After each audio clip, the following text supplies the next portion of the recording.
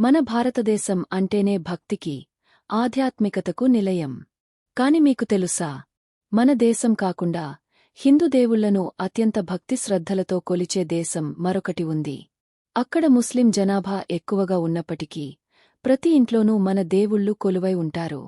ఆ దేశమేంటో, ఆ విశేషాలేంటో ఈ వీడియోలో చూద్దాం. మన పక్కనే ఉన్న ఇండోనేషియాలో, ముఖ్యంగా బాలి దీవిలో దాదాపు 90% మంది హిందువులే.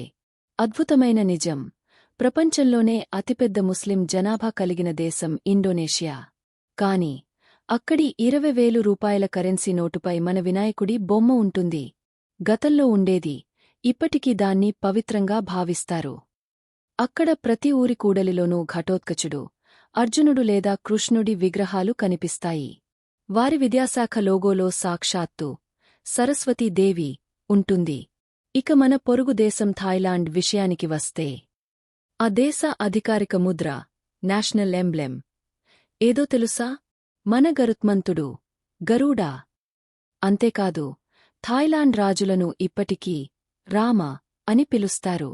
బ్యాంకాక్ నడిబొడ్డున ఉన్న ఎరావాన్ ష్రోయిన్ లో మన బ్రహ్మదేవుడిని వేలమంది నిత్యం పూజిస్తారు. మన దేశంలో బ్రహ్మదేవుడికి ఆలయాలు తక్కువ, కాని థాయిలాండ్లో ఆయనకి ఇచ్చే గౌరవం చూస్తే ఆశ్చర్యం వేస్తుంది. ఇవే కాదు, వియత్నాంలో శివుడిని, కంబోడియాలో విష్ణుమూర్తిని, అంకోర్ వాట్, ఇలా ఎన్నో దేశాల్లో మన సంస్కృతి ఇప్పటికీ సజీవంగా ఉంది. భక్తికి సరిహద్దులు లేవని, మన ధర్మం విశ్వవ్యాప్తమని చెప్పడానికి ఇదే నిదర్శనం. చూశారుగా, మన ధర్మం దేశం దాటి ఎలా విస్తరించిందో. ఈ వీడియోలోని విషయాలు మీకు ఆశ్చర్యాన్ని, ఆనందాన్ని కలిగించి ఉంటే వెంటనే ఈ వీడియోని లైక్ చేయండి.